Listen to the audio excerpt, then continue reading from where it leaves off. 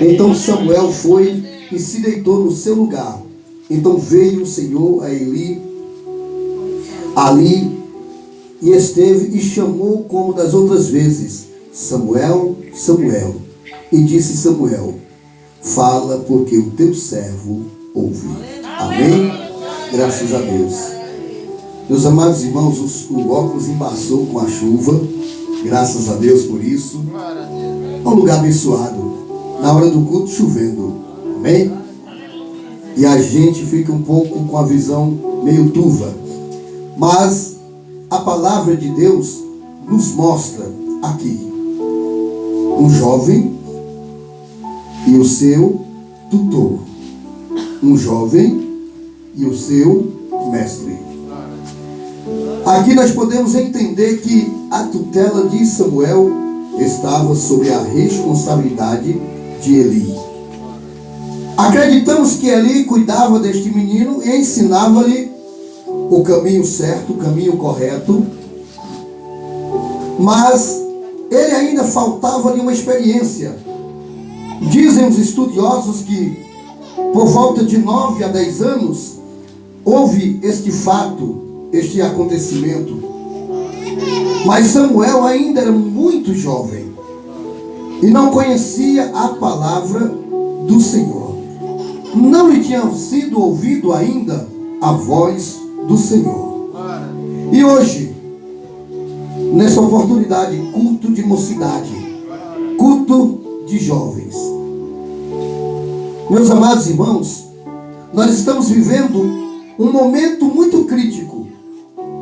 Nós estamos vivendo um momento em que muitos jovens estão dispersos, estão aleatórios, sem conhecer a palavra do Senhor. E ainda os poucos que conhecem, estes desertam, abandonam, deixam de ouvir a voz de Deus para ouvir a voz do homem ou a voz do mundo. Muitos jovens não têm tido este compromisso. São muitos aqueles que até começam numa carreira, começam avivados, começam alegres, cheios de vigor, mas quando passa um determinado momento, o mundo lhe atrai. O mundo lhe mostra prazeres, pratos deliciosos, e começa agora o desvio de conduta deste pequeno e candidato a um soldado celestial, a um soldado do céu. Nós temos visto, meus amados irmãos, muitos jovens andando pelos grandes centros, nas grandes cidades, como zumbis. Jovens que parecem ter nascido ali em Cracolândias, em pontos de tráfico de droga, porque parece que foram abandonados à própria sorte. Mas nós podemos entender que a Bíblia diz que assim como nós viemos, assim como nós obedecemos a Deus, aqui na terra nós temos um pai, nós temos uma mãe para obedecer. O livro de Provérbios diz: ensina o menino, ensina a criança no caminho que deve andar, porque até quando crescer não vai se desviar dele. Mas isso tem ficado cada vez mais raro, esses acontecimentos, esses fatos. Muitas pessoas, elas olham para a Bíblia, mas não encaram a Bíblia como a bússola de Deus para o homem. Não encaram a Bíblia como um mapa de Deus para o homem. Há muitos segmentos que dão vida a um caminho distorcido que são oferecidos aos jovens. Nós podemos entender aqui o que aconteceu na vida deste menino, que teve tão cedo uma experiência com Deus. E quando a gente tem essa experiência com Deus, meus amados irmãos, quando você aceita Jesus, existe uma chama que queima, que arde dentro do peito. Um desejo de sair pelas ruas, um desejo de sair pelas vielas, pelos caminhos, anunciar Jesus para os nossos amigos, para os nossos pais, os nossos irmãos, aqueles que ainda não conhecem. Porque quando a Bíblia toca o nosso coração, quando ela faz ali um manifesto que não é do homem, mas que é do Espírito Santo, porque quem convence o ser humano dos seus pecados é o Espírito Santo de Deus.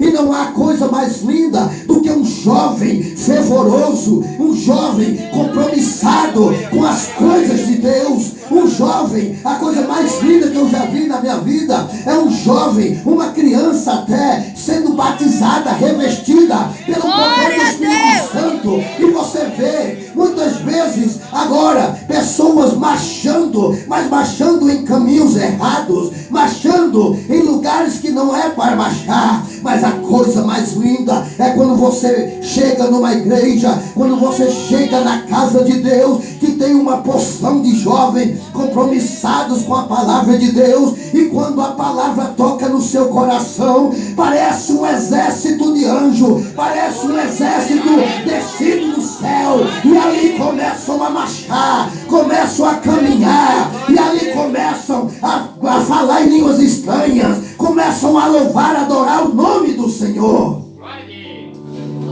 Mas nós estamos, nós os adultos, estamos por vezes afrouxando, dando até mais corda para que esses jovens adolescentes primeiro quebrem a cara, primeiro ele tem uma experiência com o pecado, e às vezes essa experiência não lhe dá a oportunidade de você voltar para a casa de papai. Ontem nós escutávamos alguns dos nossos irmãos, estávamos ali na construção do templo central, e um dos nossos obreiros disse: olha, alguém me ignorou, perguntou para mim porque eu era tão rígido com o meu filho. E eu disse: eu não sou rígido, eu não sou grosso com ele. Eu só vejo que o inimigo tem muita raiva da vida dele. Se eu não cuidar do meu filho, Satanás vai ceifar a vida dele. É melhor ver meu filho chorando dentro de casa do que daqui a pouco eu estar chorando debruçado sobre o caixão dele. Porque Satanás ele veio para roubar, matar e destruir. Mas Jesus ele veio para dar vida, e vida com abundância. Aleluia. E nós não queremos entender esta palavra. Achamos que os nossos filhos, eles acham que sendo cristãos ou que aceitando a Jesus, eles estão sendo aprisionados, estão sendo prisioneiros.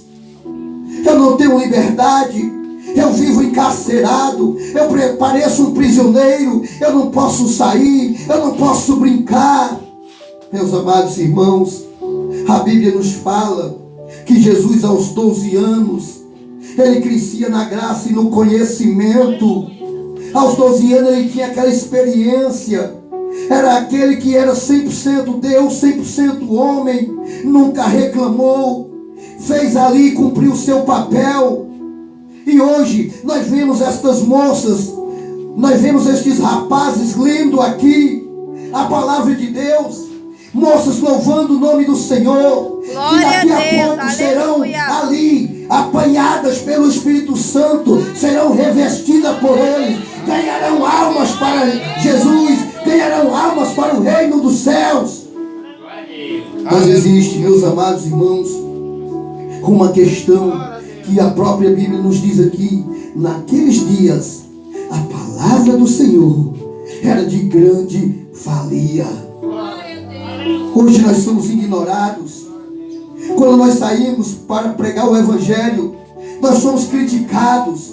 Quando nós saímos para falar do amor de Jesus, nos chamam de desocupados.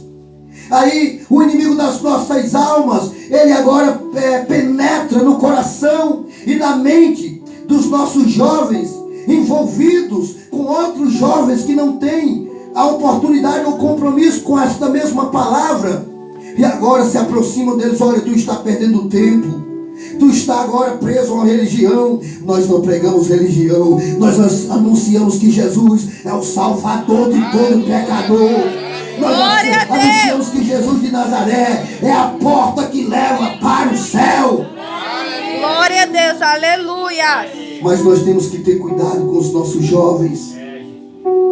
Nós temos que ter cuidado com eles, porque nós somos responsáveis por eles. O Senhor nos deu a tutela deles. Nós não somos mandantes, nós não somos proprietários, nós somos responsáveis pelos nossos filhos. Então Provérbios vem novamente e diz: ensina o teu filho, ensina a tua filha a entrar pela porta estreita que conduz a salvação. Evita que ela entre, que ele entre pela porta larga, que é o caminho da perdição, e que muitos estão entrando por ela. Mas não, nós estamos relaxando, estamos apresentando aos nossos filhos, estamos anunciando a ele o mundo, estamos deixando eles conhecerem o seu principal inimigo e não ter medo dele. Meus amados irmãos, você vê a liberdade que alguns pais eles dão para os seus filhos e apresentam a eles, ou deixam que eles se apresentem propriamente aos vícios, ao mundo da prostituição, ao mundo da desordem, da baderna, da libertinagem. E quando a gente quer trazer ele de volta para casa, às vezes é tarde demais. Glória a Deus. Mas a Bíblia diz aqui que este moço não tinha tido ainda experiência com Deus. E muitas vezes nós queremos cobrar dos jovens, dos nossos jovens, dos nossos filhos. Irmão, irmãs, imagine o que está acontecendo agora no mundo. Pare por um minuto, e eu acho que até muito, ou 50 segundos. Imagine quanta mãe está chorando a morte de um filho nesse exato momento. Imagina aí quanta mãe está na porta de um presídio aguardando um momento para visitar o seu filho.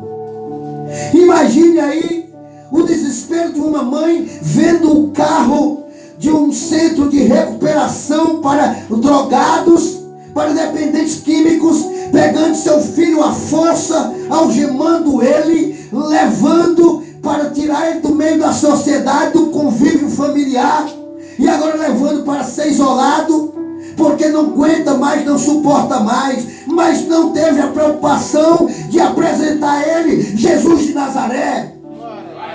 Glória a Deus. Aleluia. Muitas pessoas dizem: olha, a religião salva, a religião cura. E eu posso te afirmar: não. Quem salva é Jesus. Quem cura é Jesus. Quem transforma é Jesus. E hoje você olha aí para o seu braço, para o seu lado, você está vendo seu filho, sua filha. Você está vendo ele na casa de Deus. Você já ouviu eles hoje louvarem o nome de Jesus. Mas tem muitos imprudentes. Muitos imprudentes. E eu me enquadro em um período da minha vida anteriormente em que eu levava meu filho para jogo de futebol. Eu saí da minha cidade, ia para outra cidade, meu filho com 3, 4 anos, eu levava ele comigo. Mas quando Jesus pegou na minha orelha e disse: olha, eu não te dei esse menino, eu não te entreguei ele para tu fazer dele, na vida dele, um propagador das coisas deste mundo. O nome dele é Melquisedeque, e ele precisa conhecer a minha palavra. Glória a Deus. Muitas vezes eu saía com ele, meus amados irmãos, sem saber o que poderia acontecer. Entregava meu filho pequeno na mão de pessoas que eu não tinha nem intimidade. E um dia um colega meu disse: Marcão, cuidado com esse teu menino, ele é muito esperto, e aqui estão raptando crianças. Teu filho agora há pouco estava numa quadra ali do outro lado, ele pequenininho. Era muito comunicativo, muito esperto. E eu comecei a olhar aquilo e meu filho foi pagando um preço pelos meus erros. Hoje, nós temos orado, eu e a minha esposa, por ele. Nós estamos enfrentando uma certa dificuldade. Mas nós sabemos que ele foi agora já escolhido pelo Senhor Jesus para fazer a sua vontade. Glória a Deus. Assim como seu filho, assim como sua filha. Não leve seu filho, sua filha, para lugares que não é apropriado. Tampouco para uma criança, muito menos para aquele que quer servir a Jesus. Porque daqui a pouco, eu não estou desejando mal, mas se acontecer alguma coisa com o seu filho, com o meu filho, porque nós levamos ele para lugares inadequados, você vai lamentar, vai até culpar a Deus. Eu sou crente, por que aconteceu isso, Deus, na minha família, na minha vida? Porque você plantou, e a Bíblia diz, o que planta, colhe. É a lei da semeadura. Mas nós podemos entender quando você diz, é domingo de manhã, vou levar meu filho para a escola bíblica dominical. É domingo, 3 horas da tarde, vou levar meu filho, minha filha para o ensaio das crianças da igreja. É domingo à noite, vou levar meus filhos para o culto de jovem, para o culto de criança, para o culto de Santa Ceia. Lugar de crente é na igreja, lugar de filho de crente é na igreja, lugar de filho de crente é agora, candidato ao céu. Mas nós não. Nós queremos ignorar. Meu filho não tem a possibilidade de conhecer outras pessoas. Deixa teu filho conhecer Jesus de Nazaré. As pessoas traem. As pessoas são inconfiáveis. Mas Jesus de Nazaré é o autor da vida. Aquele que você pode confiar. Aquele que você e eu podemos confiar. Mas aquele menino, ele agora está deitado. Eli já estava quieto. Samuel deitou-se. E de repente a voz chama: Samuel. Samuel se levanta e vai ao outro cômodo. Chega lá e diz: Senhor, eis-me aqui. Tu me chamaste? E ele disse: Não, Samuel, não te chamei. Volta e deita-te. E Samuel deitou. Irmãos, a voz do Senhor começava a mexer na vida daquele menino. A voz de Deus. Nesta noite, se você disser: Senhor, eu quero ouvir a tua voz, você vai ver o que Deus pode fazer na tua vida. Samuel vai e deita. Daqui a pouco a voz: Samuel. Samuel levanta, corre lá e diz: Me chamou, Senhor? Ele disse: Não, Samuel, não te chamei.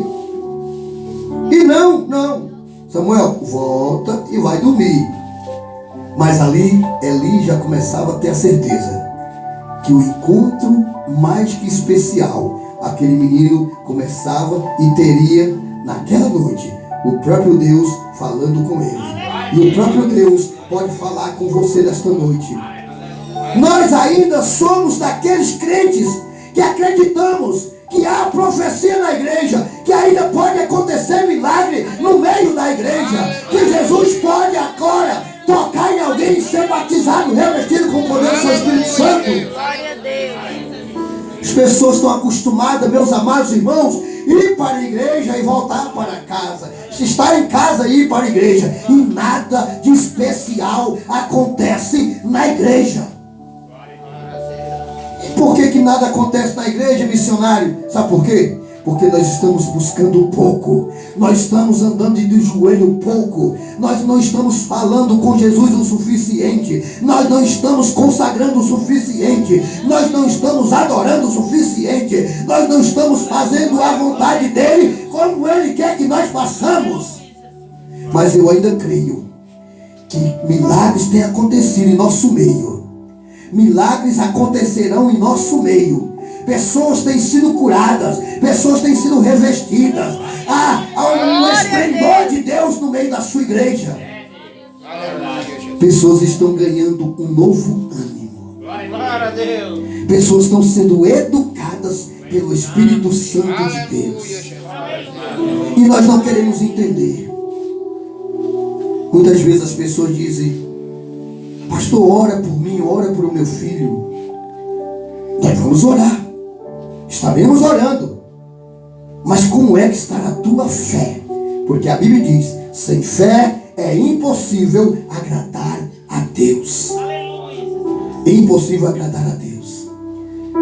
Quando foi que você viu um milagre acontecer no meio da igreja?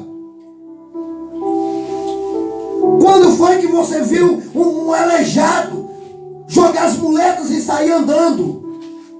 Isso vai acontecer ainda, eu creio, em nome de Jesus. Glória a Deus. Eu creio. Porque nós não temos compromisso com o mundo. Ainda que o mundo nos persiga, ainda que o mundo venha nos caluniar, nos defamar, nós temos compromisso com esta palavra. A palavra de Deus, nós temos compromisso com ela. Sabe por quê, irmãos? Porque muita gente quer bater em crente, muita gente fala mal de crente, mas o crente não pode falar mais grosso um pouquinho, que começam a achar ruim. É porque é crente. É porque é crente, não pode falar assim. Quer dizer que o crente só nasceu para apanhar? Não. Por isso que nós devemos ensinar aos nossos filhos, porque é a geração de amanhã os nossos filhos. São eles que irão assumir a nossa posição, o nosso lugar. São eles que irão correr nesses